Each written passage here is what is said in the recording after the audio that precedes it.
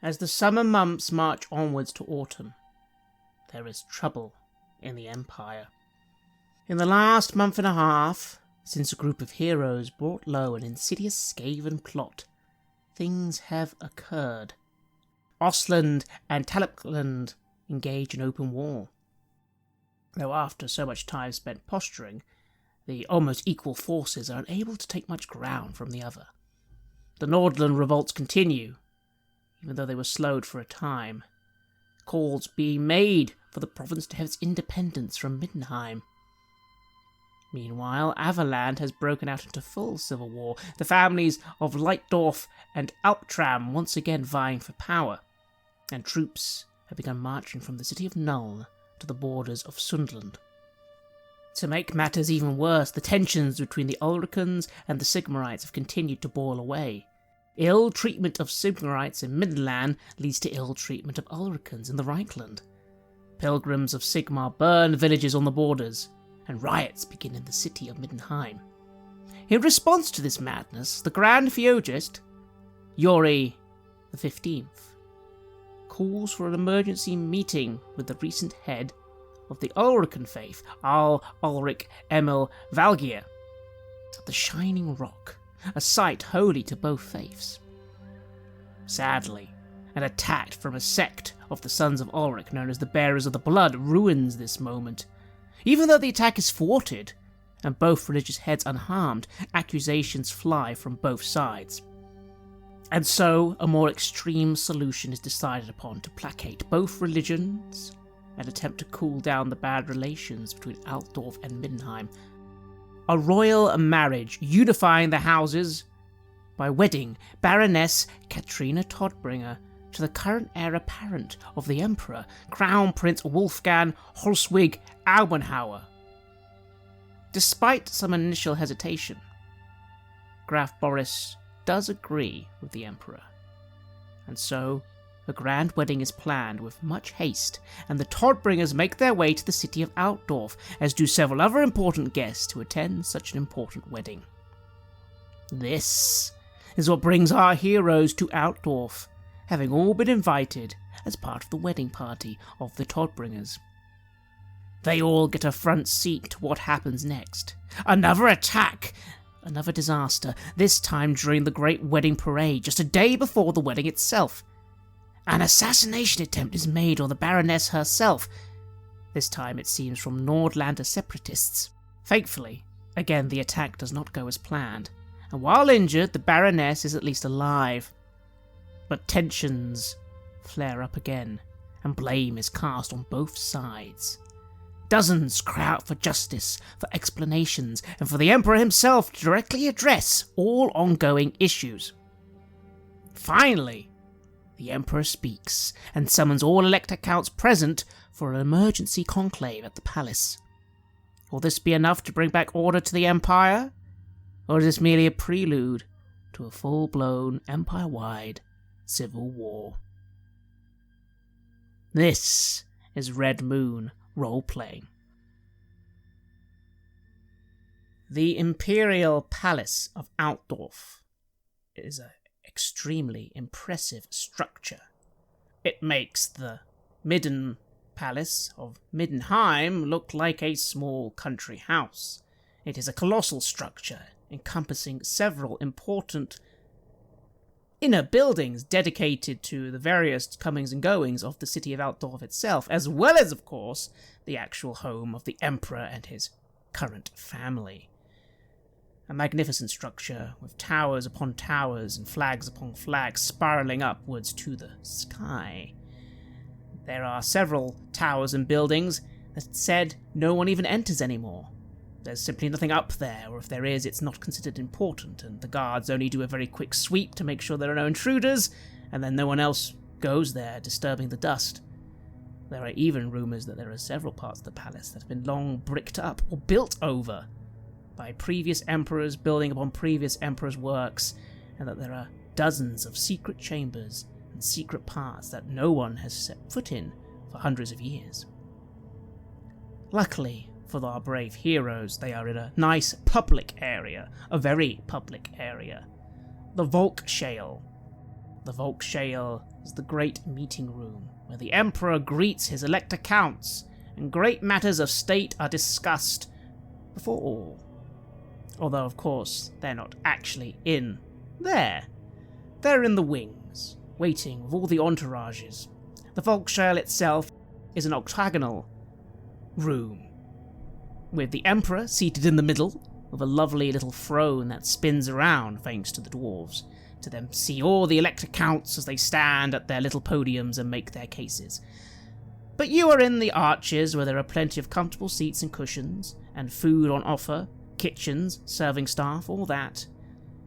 But the mood is not jovial, is not pleasant or fun. The mood is tense, everybody gossiping quietly or looking at each other with concern. Finally, the Emperor is speaking to his people, and by that, his elector counts. Finally, he's addressing some of the issues that have been plaguing the Empire for months. But is it perhaps a little too late? The Empire is already in a state of chaos. Several provinces, several elector counts not even present, although they have sent some representatives. All in all, not a great time. Especially for the three of you. You, the heroes of Middenheim, Kruger, Hoffman, Heinrich Schilf, and Siegfrieda No-Name, aka Lady Marguerite von Wittgenstein, are all here on behest of the court of Middenheim.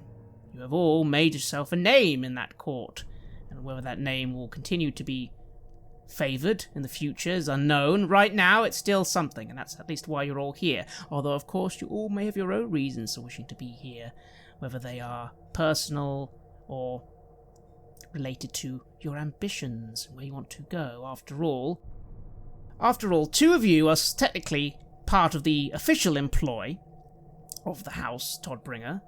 Siegfrieda, now court physician, and Heinrich Schilf, still part of the commission, although that commission may not last much longer. You, Heinrich Schilf, are a little freer. You could go anywhere. This could be your time to disassociate yourself with the Todbringers and try and get closer to the true seat of power in the Empire. But it's been a busy month and a half. All three of you have been working very hard. You've actually had very little time to truly converse, not in the ways you used to. It's been a very long time since the three of you just went on a little adventure. You all have positions of power. You all have responsibilities now, and you've had to do them. Kruger Hoffman, it's been a difficult month and a half for you. Very difficult. What have you been doing since you got back to Middenheim after that incident at the picket line? I wish I could say that I returned to my normal life and I put all those things that we experienced behind me. But how could I? I almost died there. And those things, those rat folk, Skaven, they were truly trying to do something that would have hurt, well, so many people. And I think that even if we stop one of their little plans, they probably have many more in store. So what I set out to do when I came back was to continue searching for them, continue trying to do my utmost to stop whatever it is that they were planning. Even if that's not what I'm meant to do, even if that's not my orders, I have focused myself fully on the task of stopping the Skaven threat. Indeed you have. Indeed you did. It, sadly, wasn't necessarily supported, though, was it? You had to take things into your own hands. You didn't outwardly stop your duties to the Midden Marshal and the Commission. You didn't outwardly stop your people looking into other things. But on the side, you did go a little deeper, strike a little further. How did that go? Well, I did try to ensure that I took care of my normal duties. At least, I suppose I just did the bare minimum of what was required there, really. But yes, we were able to find the Skaven. We were able to take some of them down, together with, well, some of the other folks who see them as the threat that they are, the dwarves. Yes, we were able to put a stop to one cell at the very least. And that was good. But I have this nagging feeling that... Did we truly achieve something? I'm not sure. Indeed. A whole squadron of dwarven slayers, and some dwarven miners at your command. This cost you money, Kruger. You had to reach into your own pockets. You're down 20 gold crowns, in fact. And all this on the side, all this while just doing, as you said, the bare minimum. Not doing anything. Your people were still looking into things. But this was your focus. As you said yourself, this was the threat. The chaos cults, these silly civil wars, meaningless, possibly even solved soon by other people. This was your task. And you went deep into the tunnels, deep into the mountain, and you slew. And many of your new friends lost their lives too.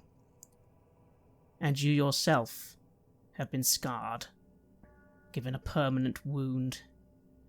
What happened exactly? Yes. It was...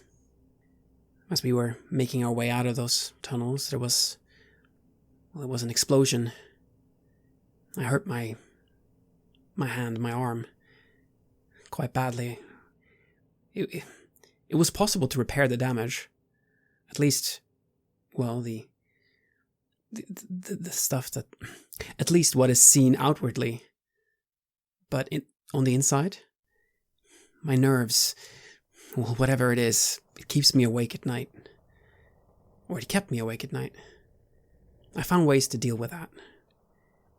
There are roots, powders that you can take that make you sleep very deep. And I began relying more and more on that. It's allowing me to sleep. But I feel like I have to increase the dosage once every while. And I wonder if it's truly will be possible to continue in the future. Indeed.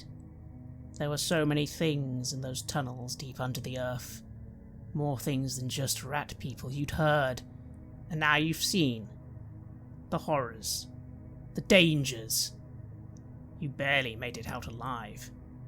And all that to just achieve what? Yes, you found some Skaven and you killed them! But what was the plan?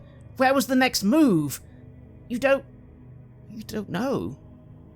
And your dwarven companions congratulated you. You've made some good contacts there, but even Barey himself has sighed and said, there's not much more you can ever do. Unless, of course, you devote your life to this. Meanwhile, there came the blows of your other duties. The Midden Marshal did not scold you. In fact, he quite simply said, how could you have done anything about these other matters? But the truth is, deep down, are you certain there was nothing you could have done? You heard about the assassination attempt on the religious heads at Shining Rock after it had happened.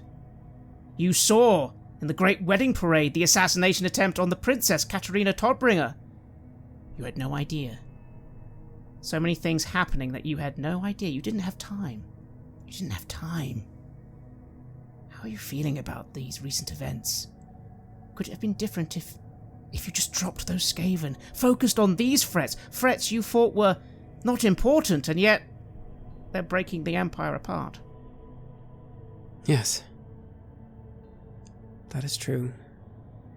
It is difficult to accept that, of course. But at least I did something about the Skaven. At least I did something, right? I think. The only thing that haunts you are the words of that hideous creature back at that horrible dwarven hold, saying you had more important things to be worried about. You thought that, of course, was a threat or a bluff. Do you sometimes worry that, in a horrible way, Was it actually giving you advice? Perhaps it was. But at what they were trying to do, the lives that could have been lost. And this is just the start of their plans, I'm sure. I will find out what else they have in store, and I will put a stop to it. Whatever it will cost, I will do it. You will. And you say that to yourself every night as you take your roots, and your hand hurts. You will. And so, you find yourself sitting with your 3 friends in this fine hall, drinking a warm beverage. Siegfrieda, no name. For you, the last month and a half has not been as bad as it could be. For most of it, you've been deep in research, study, and enjoying the benefits of being the court physician of Middenheim. It's been a bit of a juggle, of course. You still have your own surgery and have had to hire on some more people to help you run both that and attend to the court itself.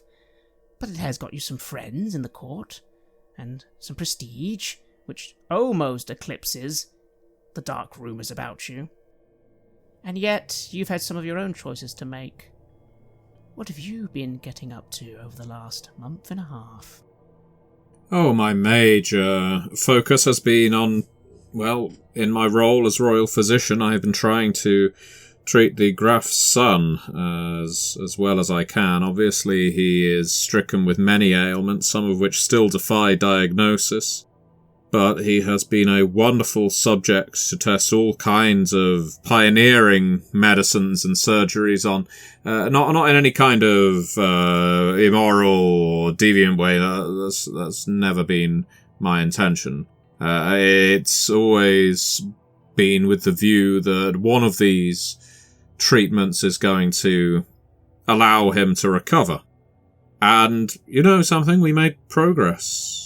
I researched in places that, well, frankly, I was often quite afraid to approach. I made a deal with this spider individual. Indeed you did, one of the other low kings of the city. And that allowed me access to all kinds of interesting book scrolls, tomes and records of medicines, magics and such, but I very easily could sense when the drop started to become steeper, I think it's fair to say. There were certain treatments advised in these ancient texts that somehow rubbed me the wrong way, to put it mildly. Talk of what could only really be described as blood magic. I've always been slightly dubious about the efficacy, the morality, indeed whether it is good medicine to start talking about moving blood from one body to another. I don't understand why some physicians, admittedly incredibly marginalized physicians, talk about moving blood from one human being to another. It just seems like a guaranteed way to spread infections, mutations, and who knows what else. We do not know that blood is clean, and in fact I would hazard a guess that it is not, after all. Does it not draw maggots and flies, carrion and all kinds of pests? No. As soon as these books started talking about how I needed to start taking Stefan's blood and perhaps replacing it with the blood of other creatures, that was enough for me. Yes, of course, there was also the side of it that I knew this was forbidden knowledge. I knew that this was the kind of law that in various kingdoms would have me arrested, hanged, burned, even by some of my friends. Although I'm sure they would refrain. I know at least one of them is sometimes second guesses his hanging people. But I knew when to stop. You did. Still, it was interesting reading, though. So much of it ended up focused on the great ancient land of Nekhara. That's where most of this supposed blood magic and necromancy took place. But again, it was interesting. After all, for all of it, you couldn't sense the taint of chaos, or even magic, not initially. So much of their ancient kingdom, ancient empire, initially did seem based in pure apothecarism or science, at least initially. Even if perhaps eventually it led to, well, some people say the birth of modern necromancy. Well, I'm no historian when it comes to necromancy. I say that I have been studying, let's call it passively, the art of necromancy, the lore of necromancy, and demonology during my time with my companions. In fact, I've become something of an expert on both, not that I'm delivering lectures on either. I find that understanding the tools of the enemy is a very good way of figuring out how to overcome them. And all this aside, at no point has it consumed me. I am still dedicated to my surgery. I'm still dedicated to treating the good people of this city. And as soon as my debt was cleared, and thankfully the stipend earned from being a royal physician was a good means of doing that, I have been able to start spreading some of this medicinal know-how, these treatments to people who are less affluent. I haven't forgotten where I came from. I haven't forgotten the fact that I am still someone with no name, despite what a lot of the nobles in this cities believe. And therefore, when I have more funds than I need, and when my surgery is not overrun, I go about procuring medicines, bandages, treatments, tinctures, even schooling other apprentices, sending them into the real wallows, the parts of this city where they don't have physicians. They just have to rely on elders who are probably too old to even see the injuries they're trying to treat. And that has helped assuage some of the doubt that I've had. I no longer doubt the cause my friends and I pursued all this time. I've come to a somewhat philosophical understanding that about life and death and chaos and the alternative. But as far as treating these people go, these poor people, it has made me feel, well, satisfied. Like, all of this is very much worth something, especially if it improves the lot of, at first, a couple, then maybe dozens, and then, who knows, perhaps hundreds of individuals who would have died of plague or infections or simple injuries. Indeed. And through that, a funny little rumour has started about you, hasn't it? You're not entirely sure exactly where it actually started, but all this good work, this charity, well, you surely must be blessed by the gods themselves. The Dove of Shalier, they call you now. And several of the poorest people in the town of Middenheim come to your place every single day, petitioning for blessings and aid. Blessings and aid from you, the noble who has come down from afar to serve the people directly. This has had a bit of a mixed reaction from some people. Some of the younger nobility have taken inspiration from this, particularly dear Katerina Todbringer. She's been most keen to herself do more. And it has also got you quiet remarks from both the Physicians Guild and other nobles that you are, at best, troublemaking, and one or two people perhaps even committing heresy. But luckily, in Middenheim at least, your position is quite, for now, unassailable. For now. How have you addressed those rumours? Oh, I'm not doing this for fame. And I think that doing that would draw a lot of undue attention that I frankly am not interested in courting. So I brush it off. I'm more than happy to help people who need it, but I'm not going around calling myself the Dove. And I'm certainly not calling any of my treatments blessings. They can call them that if they want. But as far as I'm concerned, this is just good medicine. A safe route. Not necessarily gaining anything, but maybe not losing anything either, other than, of course, the initial benefits. And so you've continued on your way. And the only issue, as you said, being that as you did stop yourself going too far, sadly for now, your treatment of Baron Stefan is stalling. You have nothing new. That doesn't mean you can't find something new, but for the moment, nothing to improve his condition beyond what it already is. But does that fill you with annoyance, or fill you with optimism for the future? Again, nothing wrong with a little time.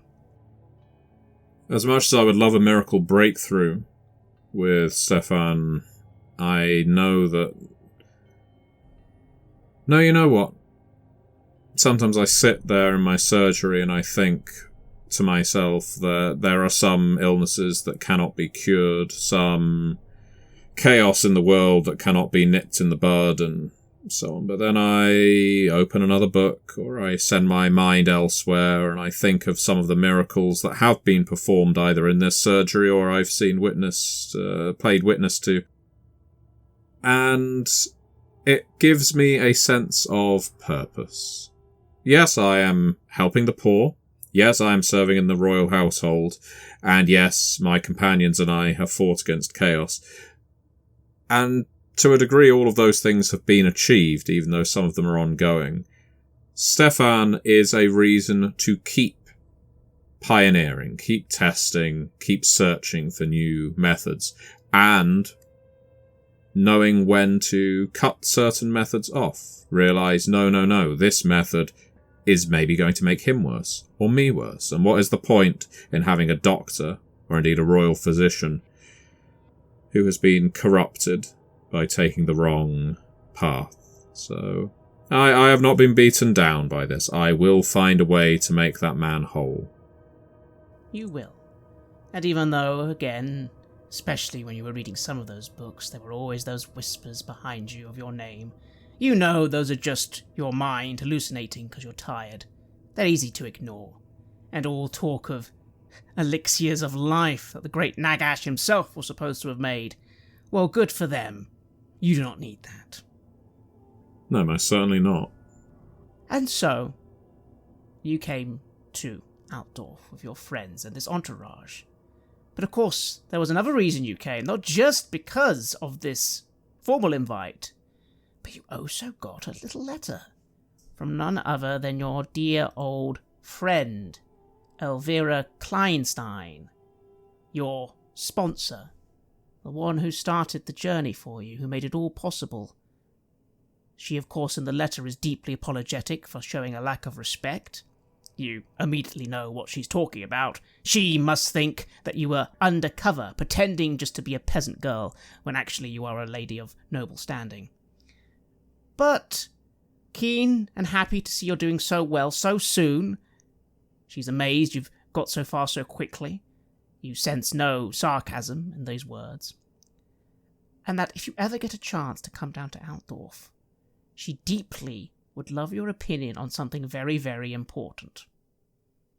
Did this give you another reason to come to Altdorf, or were you actually already quite content to come down for a wedding and just to do your duties as court physician? Well, I didn't like the idea of Stefan travelling without my presence, just in case he took a turn for the worse, especially now that my good friend Parvata has headed home.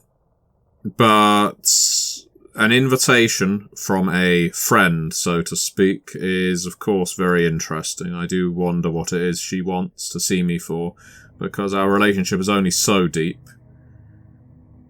Constantly having to battle with this idea of playing the role of more than one person. Am I an aristocrat or am I a peasant pretending to be an aristocrat? I am now a royal physician. I have property in my name. I am, for all intents and purposes, landed. But it isn't Siegfrieda who is landed.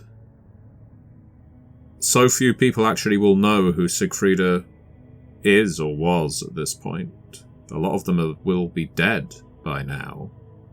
So what happens when all of them are gone? Well, all except my friends. Does that mean at that point I have to fully become this person whose identity I've assumed? It's a conundrum.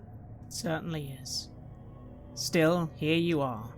Even though poor Baron Stefan had to leave early, he turned quite ill on the trip, and you realised quickly that no, it was better he got back safely to his home, where your staff at the palace could see to him. But at least he made it some part of the way. You don't think that would have been possible months ago? Well, as long as I'm confident that by sending him home I'm not sending him into danger. You are, and to be fair, you almost didn't have a choice. You were overruled by, of course, the Graf himself. Still, here you are, with your three friends. Inquisitor Heinrich Schilf. Things for you have been very busy the last month and a half. Despite your attempts to hopefully get some respite from things, combat and violence these days seem to follow you wherever you go. Still, you're alive and victorious. When it came to the matters at Shining Rock, you volunteered personally to go and be part of the forces there that made sure everything went well. What were your reasons for this? And from your point of view, what actually happened at that religious conclave? I would like to pretend, and will no doubt say in memoirs that someone eventually writes, that it was about knowing to be in the right place at the right time. But truth be told, I just got frustrated with the lack of progress, of stability. The things going wrong in Middenheim were simultaneously too large to address and too small to feel like they were worth doing. I don't know how many squabbles between warring factions of priests one can solve before just the drudgery sets in. And I left the rivers to get rid of drudgery, not to do it in a fancier costume. I'm sure there was a part of it that was also wrapped up with proximity to power, right? What have I done this entire time except attempt to get myself closer to the right people to impress? So when all of those pieces came together, it made natural sense for me to go. Indeed. And what happened? Where were you when the assassins struck? For they did come. The Bearers of the Blood, you found out they were called. A militant arm of the Sons of Ulrich, who already themselves seemed quite militant, but it turned out you could have even more fanatics in a fanatical organization. Especially when it still has not been named a heresy. The true tragedy of the matter is that I could have been there sooner, although not for anything of my doing. Despite my quite well-stated and repeated desires, they thought it would ruin the decorum of the moment. It would sully the solemnity of the ceremony were I to be too close to the dais where all the fancy ritualizing was going down. So when the assassins leapt out, rather than being only a few steps away and capable perhaps of saving both of our participants from harm, I was instead forced to be 15 or 20 feet away, and thus had to make what at the time did not feel like a decision, but in the days since has certainly come to my attention that it was in fact a decision.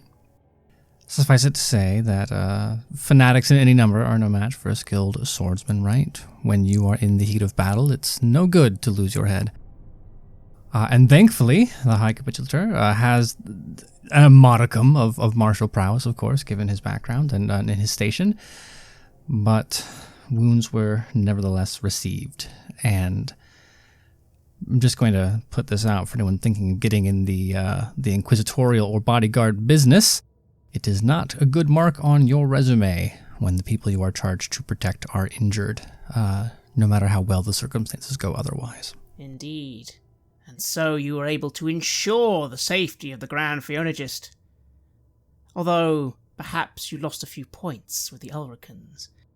Granted, Ulrich Emil Valgir was quite able to defend himself quite handedly with his battle axe, but it was perhaps noticed that you didn't really strive to protect them the same as you did the Sigmarites.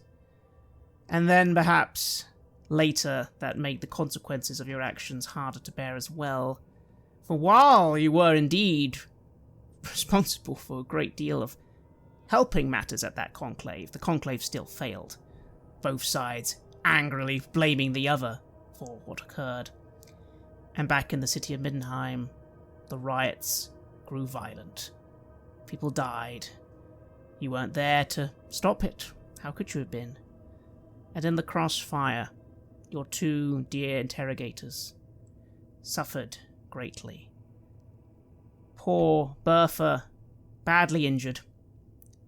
Luckily, thanks to Emmeline, alive, but still badly injured. Her disposition was always a little softer than Emmeline's. No longer. She wishes for nothing more than for all the Ulricans to be burnt as soon as possible, although she only says that to you privately. How did you feel when you returned from your own glory to see your dear new accomplices so battered and worn? How did it feel to know that things in your absence just got worse? I will say between the two, I've always held a secret fear that Bertha would be the first to suffer, the first to fall. I'm dearly grateful for Emmeline preventing anything worse from coming to bear, but they say that being an Inquisitor is equal parts brain and brawn, but that is certainly a lie in this city. I think the main emotion is frustration.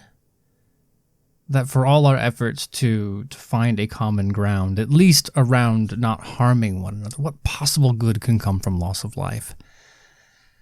The two sides remain utterly incalcitrant. And unfortunately, I think for the perspective of it all is that one side is just a little more militant. One side is a little less willing to talk. And that is no doubt grinding on me as the days go by. Indeed. And how have you felt? Now you're here in Altdorf, here once again, on a second attempt to try and sort things out. The religious conclave failed, but the marriage between Katerina Todbringer and the Crown Prince, surely that could have sorted things, brought the two provinces together in this time, and once again, it has been thwarted. This time the assassins were Nordlanders. Again, the Nordlander revolts are still quite up in the air.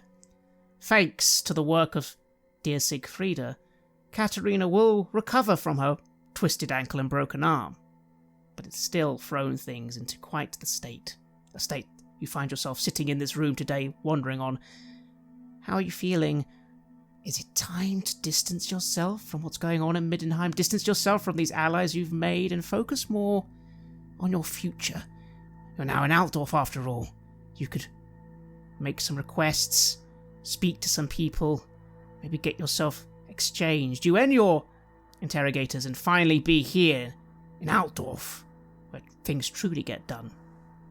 There is time enough for that, I suppose. Let us not forget the way Heinrich behaved himself the first time he was in Altdorf. This is a journey that has come full circle in ways that I never once imagined could be true. But as much as I wish to distance myself from the political problems of Middenheim, and praise be to Sigmar that there are others willing to take on those challenges and the consequences thereof, I am still keenly aware of what we saw in the Dwarven Hold, and feel, for having survived it, uniquely capable of dealing with it. So, a transfer, yes, I would love to no longer be burdened by the internecine conflict, but not to the capital, to be paraded around the court like a dog on its hind legs, and to spend more time making sure my uniform is in perfect order, as opposed to securing the countryside from all that chaos has to offer. If I can get the ear of someone who can take more serious matters in hand, that would be a desirable outcome. But if I'm stuck being a pony, then I will dance no longer than is required, and beautifully, of course, before making it as clear as politely possible that I would like to return to duties of actual import. Well, perhaps quite a neutral stance in a way, but perhaps again, in times such as this, that is wise. Keep your options open before committing. For now, here the three of you are. It's funny.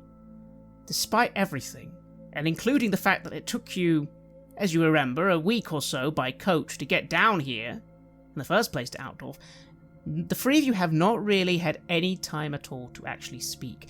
At least not in private. You've always been part of something, or someone else has been listening. And again, you've all been so busy on your own tasks. The month and a half has just flown by. Not to mention you'll all be aware that your dear friend, Gurner Stark, seems to just be gone. Where he's gone, none of you know. Kruger, you may have been able to ask and simply been told by the guild that he was reassigned, and told nothing more. So, it's been a while.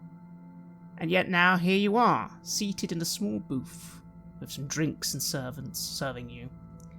You are, of course, near the Middenheim delegation. Rainer Todbringer, pacing around, looking quite irritated. Katerina Todbringer, of course, is not here. She is in the estate you've been allowed to stay in Altdorf. She needs to recover. She'll need to recover for several weeks. And, of course, Ulrich is here, but he's currently inside the main room, where you can occasionally hear the murmurings, the warblings, shouting, and then more murmurings. Several members of the Reichsguard themselves, the elite unit that guard the Emperor, are at the doors. But again, this is a place of diplomacy. Apart from the rune fangs the Elector Counts have, and of course the Emperor's Warhammer, no one else is armed bar a ceremonial dagger or ceremonial blade. This is a place of diplomacy after all. But there's lots of comings and goings. Lots of other delegations here, lots of mild nobles. Again, everyone's kind of just quietly gossiping or quietly eating. It's not a very pleasant atmosphere. To think there was supposed to be a grand wedding just a day or two ago. Kruger Hoffman, before we continue. You still have your intelligence network. Granted, it suffered great losses during your little Skaven expedition. Quite a few of your little birds and bees have just vanished. It's no surprise to you that several of your people remaining were very, very happy when you briefly ordered them off their current assignments. After all, you were asked by the Middenmarshal himself to take a break and focus on more important things. Perhaps that stung a little, but as you've seen, unfortunately, whatever the Skaven are up to doesn't seem to be the most prevalent issue. Still, you have made some recovery, and you have some people here in Altdorf. There's nothing strange about this. Spies are spies, and it's not like you're up to anything bad. So if you like, you could have tried to find out a little about what's exactly going on today. You could even have some people in the aisles just casually listening. If you do this, what would you have liked them to listen out for? Well, I certainly have done that, and of course, what I want to know is what the main thing on people's minds are, and if there are any particular intrigues that are going on, if there are any groups that are, well, turned against others, and where the conflict points in the city lie. And of course, I'm keeping an extra ear out for anything mentioning sightings of ratfolk. Indeed. Why don't you make a nice gossip roll and give yourself a plus 10? Because your intelligent network is sadly a little damaged, but still active. Indeed. It's good that I got that plus 10 then, because I got a 61 under 65 in that case. Ooh, just successful. One of your people comes and whispers in your ear. It's difficult. Again, you lost a lot of people. And this is not your city, that's Middenheim. But you are able to get a little something. First of all, you get a nice little rundown of who the most important people here are today, currently in attendance in that big room. You have the Elector Count of Nuln, you have the Elector Count of Sundland, you have the Elector Count of Carroburg, which is the other half of Middenland. Again, Middenland having an odd thing at the moment where it's actually divided between two Elector Counts. Boris Todbringer, who is also here, rules Middenheim, the capital, and also technically the Nordland, while Grand Duke Leopold von Bildhofen runs the rest of the province. Also, the Grand Theologist and Ulrich are both here, as is Volkmar the Grim. You have the great bodyguard to Baron Reiner Todbringer, Preceptor Viren Fugheim, the commanding officer of the Knights Panther himself of the city of Middenheim. There's also the High Ambassador, Graf Liepmund Holzkrug, who you know is the High Ambassador, and also you know, although this is not spread around, the leader of the Black Chamber, the highest ranking member of their order at present. You also know that you've seen sightings of Maria Louisa von Wolfen, who is the unofficial Empress. I say unofficial because technically Karl Franz has not actually married her, despite having several children with her. Still, she is quite important in that regard. There's also Jana Zutermine here. Do you think Lady Emmanuel Nacht here as well, scuttering around the wings?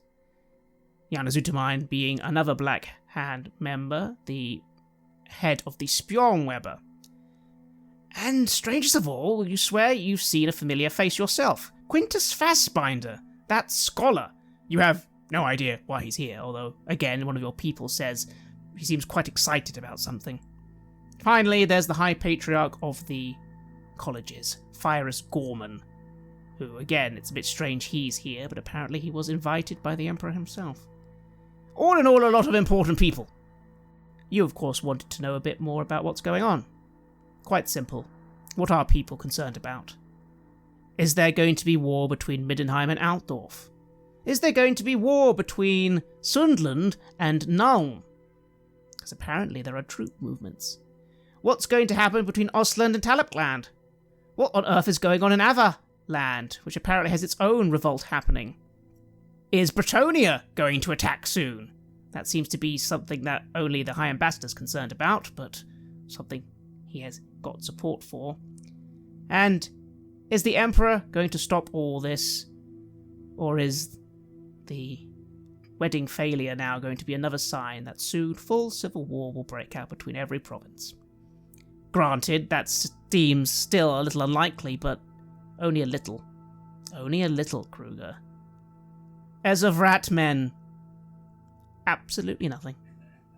In fact, the only inquiry you make has one person apparently laughing in the face of your dear agent. Interesting. When hearing all those names, some of them I even remember from my days back in Nuln. The Countess, Manuel. I didn't really know much about the nobles, but, people talked.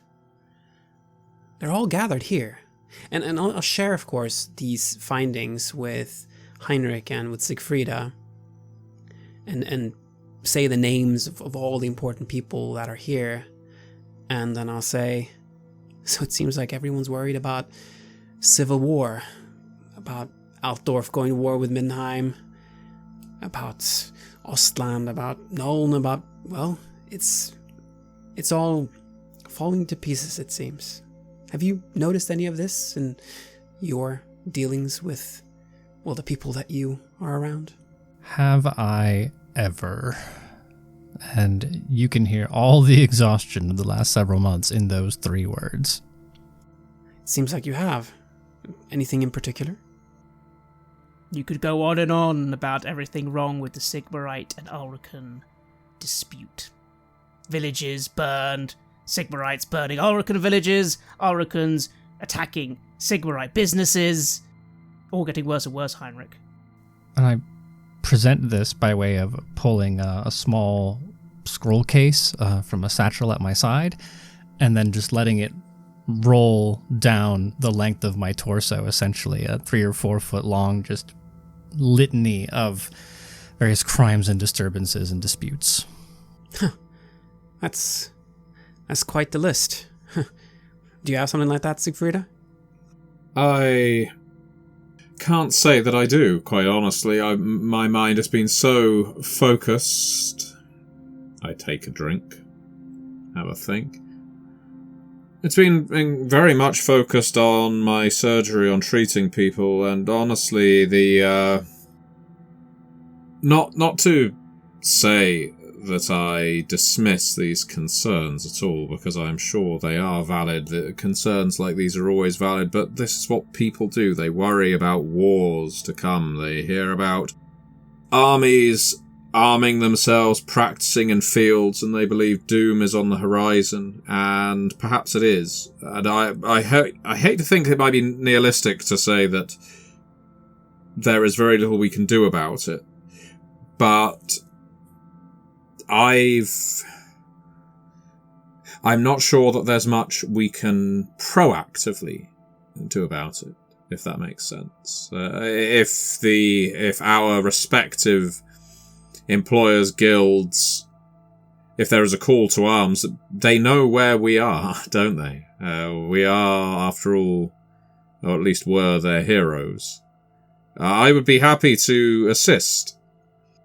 But none of us have the authority to just march out and greet the possible enemy, or indeed march inward if it is a civil conflict and find and root out the enemy. You are not Chief Inquisitor. I am not some decision maker for the royal household, except as pertains to the health of the Graf's son. This is certainly true. Although at the back of your mind, Siegfrieda, there is one thing that nags at you. You're pretty sure you know for a fact that dear Dr. Parvot very much left because he very much believed that war is coming. Oh, certainly. It isn't that I doubt that war is coming. I have every surety that it is. But at the same time, it is not for us to just stand on the front line and greet it. If there is a task for us to see to, then we will see to it, I have no doubt. But if there is anything I am confident of, it's that if danger rears its head, we will be called upon, just as we have been in the past. We certainly have been called upon, yes. But And I think about what I have learned in my time, well, working as a spy, essentially. The tensions that we are seeing right now, they are heightened, even from historical standards, right? This isn't how it normally is. Does this all have to do with, well, yeah, what does all this have to do with? Does it have to do with the strength of the Emperor, or what is actually the main cause behind all these, well, sudden conflicts? Make an intuition roll, and give yourself a +10. You have been looking into it, after all. 61 under 63. Just. The truth is, it's a massive headache, Kruger. Some of it honestly seems like bad luck, or ill fate. One of these things happening will be bad enough, but the fact they're all happening at the same time... A revolt here, a rebellion here, war here. That in itself is terrible. All these things could maybe be solved by themselves, but all at once, it's just a little too much. Especially with the Empire being divided as it is. But you do think there is something to the other thing you just said. The truth is, Karl Franz has been oddly off for quite some time now. ever since all the way back when there was that weird mutant edict that still is in effect. Still says there are no mutants in the Empire, even though you now very much see that is not the case at all. Ever since then, and those rumours of his illness.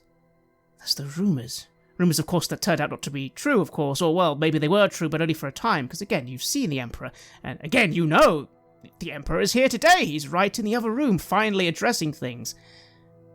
But that definitely could be it. The fact that he himself seems to have weakened of late, or not had quite as much authority as he normally would have, definitely seems to have allowed all these other things to fester. I'll lean in then and lower my voice, and I'll say, things just haven't been the same since that mutant edict, and the Emperor, he's been weakened. It seems like that's what's making all these factions take their chances. Strike while the central authority is weak. At least that's what I understand from my contacts. Heinrich Schilf, what do you think of that statement? The Emperor? Weak? You months ago saw the Emperor in his finest armour, resplendent, and you've seen the Emperor today, granted from a slight distance, of course, but he's in there right now, laying down the law. Right? Well, of course, my faith is completely unchallenged, but I'm sure if there were rumors floating about amongst the Inquisition, things that we needed to stamp out because they are obviously untrue, surely I would have heard something, right? Yes, actually. That's a good point. You definitely would have heard that all talk of the Emperor being ill is nonsense and heresy, and that anybody trying to spread those rumors deserves to be investigated thoroughly. The Emperor is strong and always will be strong. It's vital that people think that. Well, yes, which is why I'm expecting that I would have a list of people who weren't saying that and the kinds of things they were saying, such that I would know the obviously untrue heresy that needed to be stamped out, right? That makes sense. Yes. People like the Graf of Middenheim and several of the Middenheim nobility. Several nobles of every single province. Several villages. Hundreds of people.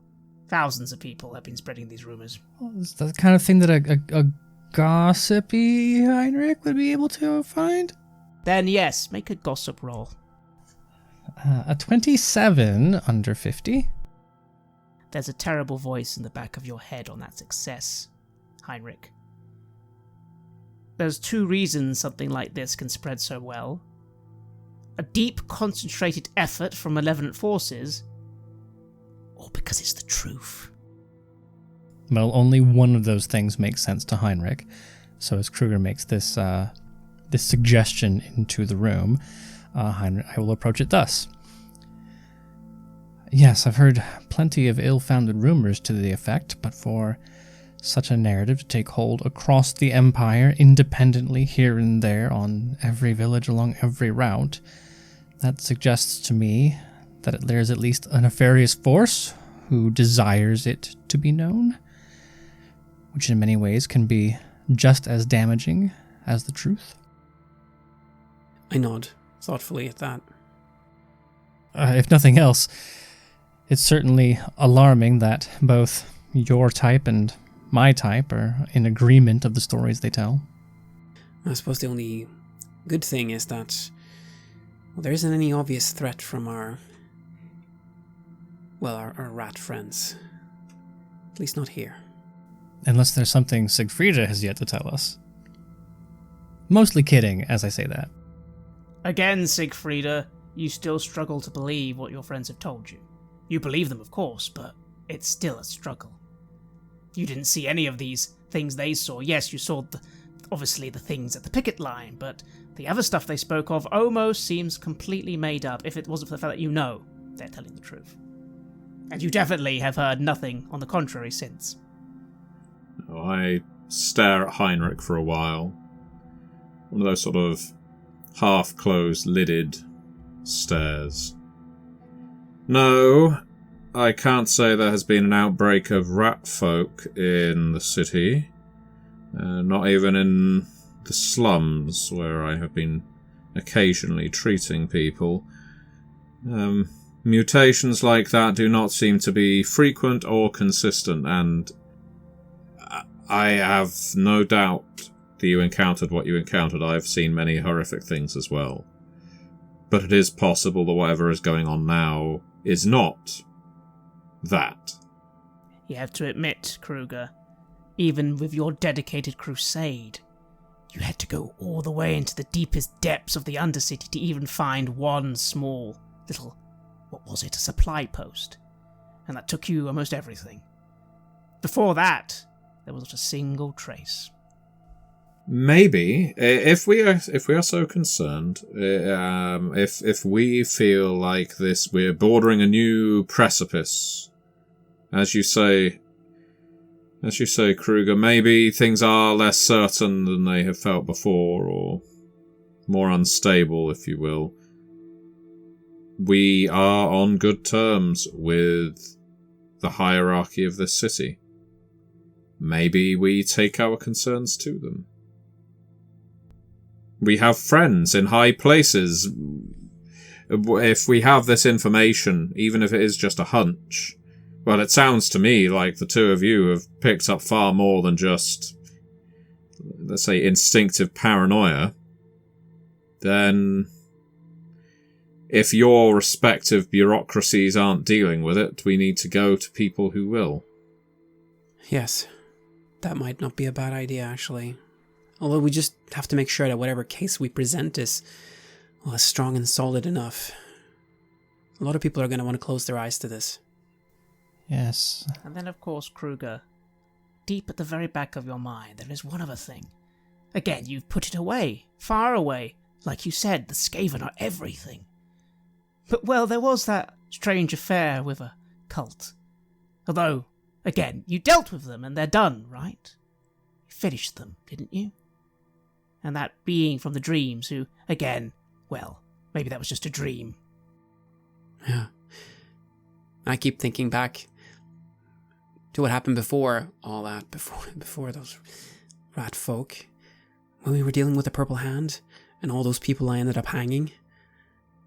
Have you heard or seen anything from them recently? And I'll look to the both of you. Did we stop them? Both Siegfrieda and Heinrich. Have you even thought about those people? It's been so long. You killed so many. They're done, aren't they? Of course, you'd all three of you vaguely remember that they did say that it was a widespread cult. And all of you would remember that actually the very first time you encountered them was here, in Altdorf. But it's all been so long ago. If they do exist, I've certainly not seen any sign. One would imagine now, given our reputations, it's not like we're difficult to find. Maybe they're all dead. Maybe they've been cowed. No longer willing to risk taking on heroes of our stature, if the criers are to be believed. I'll smile at that, and then I'll say, well, at least no one's been asking for Castor Lieberung the last few months. And I look to Siegfrieda. Oh, I sometimes wonder if you say his name 3 times, the purple hand will suddenly appear in a corner. The fact is, I've been somewhat insulated since our last adventure, if you want to call it that. I haven't had much time to think about our previous experiences, and I've been quite content with that. I've been focusing on what to do instead of what we've done, or what we've stopped. I'm sorry, my friends. I sometimes have to take a rather philosophical approach that if these forces still exist, if they are rallying, it cannot purely be on our shoulders to stop them. And if they come to our door, just as you say, they do know where we are, and it wouldn't be the first time that one of the many evils of the world has attempted to abduct me, or murder you, or assume that you, Kruger, are someone other than who you purport to be. I worry for you, Kruger, that your fixation on everything that has gone before is preventing you from finding any kind of peace. And that isn't to say that you need to give up the fight, or that either myself or Heinrich have, because clearly we have not. But you come to us with these worries that the city is about to collapse in on itself, that warring factions are about to put each other to the sword, that enemies that are long dead are just boiling away underneath the city surface and soon will surge up and drown us all. You get the idea. If it's not too much of a doctor's opinion, I think you might need a holiday. You see that I have dark rings around my eyes. Clearly I'm not sleeping all that well. I suppose you're right. It's just paranoia is kind of a useful trait in my line of work. I suppose you're right. Maybe I should just...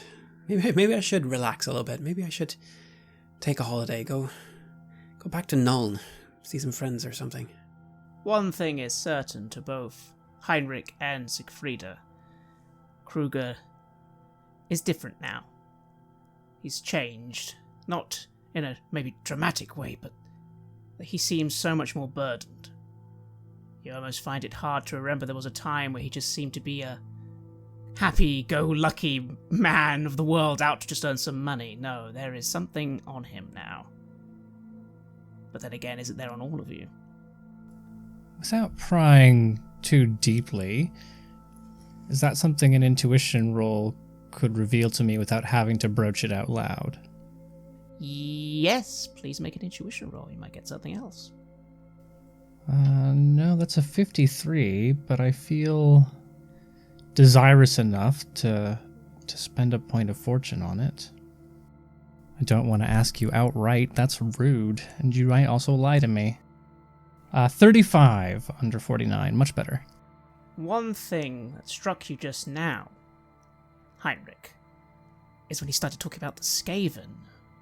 It almost sounded like he'd done a bit more than just, well, obviously your shared adventures, which, of course, you haven't. You've not had time. What's he been up to? You don't know. You have no idea what he's actually been up to the last month and a half. Again, he now is part of the Commission. They're almost as secretive as your lot. What's happened to him? What's he learned? Why is he so obsessed with them? Again, you don't doubt that the Skaven are important. You yourself have said they're something to take care of, but you also know there's several other threats. And he seems so tired. What has he been up to? One thing you have heard on that rumour mill is there was some talk that the Commission was wasting its assets, chasing shadows. You've heard a little rumour here and there that's, again, just on the street, that some people are considering the Commission no longer needed and it might be defunded soon. And I presume, Kruger, you are definitely hiding your injuries. It does seem as if I'm doing that, yes. Then I will broach the topic as politely as possible, obvious in my tone that I'm giving you room to deflect for whatever reason you may choose. So it seems the troubles beneath Middenheim were perhaps more serious than mere criminals and cultists skulking about. I looked hard. For a very long time. I needed to find them. And I did. But I can't have found all of them. There was only one small cell. Took it down, though. Lost a lot of good people in the process. And then you still made the trip all the way here. My God, sir. Well, when we're done prancing about, and then after we speak to whoever we decide to speak to, at the very least I owe you a drink. As old friends. Yes, that sounds nice. I'll say. And so time passes. You have listened to an episode of Red Moon Roleplaying, where we played the legendary campaign, The Enemy Within, for Warhammer Fantasy Roleplay 4th Edition, published by Cubicle 7. In this final part of the series, we are tackling Empire in Ruins. Joining us as players in this series are none other than Aaron Hammonds from Queen's Court Games and our dear friend Matthew Dawkins. The music was made by Flowers for Body Snatchers, Wordclock, Metatron Omega, Ager Sonus, Apocryphus, Halgrath, and Northumbria, featuring a number of collaborations with other artists, and was used with permission from their label, Cryochamber. Check out their website at crychamber.bandcamp.com or their YouTube channel for some moody dark ambient for your gaming table. We would like to give massive thanks to our champions of the Red Moon: Martin Heuschober, Simon Cooper, David, Julia, Camilla, Bob Lange, Cameron, Graham Barey, Doug Thomson, Lily, Mike Pucker, and Maciej for their generous support. And would of course also like to thank all of our other patrons. Without your support, the show would not be possible. If you want to support our work, please check us out on Patreon. You can get access to our Warhammer Fantasy Roleplay bonus campaign, Rough Nights and Hard Days, as well as bonus campaigns for Cult of the Lost and Call of Cthulhu there. On top of that, we also offer early and raw access to all of our recordings. You can also hear your name read on the show as a champion of the Red Moon, as well as play some Cult with us. Most importantly, that support is what keeps the show going, so do check us out there. Thank you again for listening. And remember that Skaven are definitely not real, not even a little.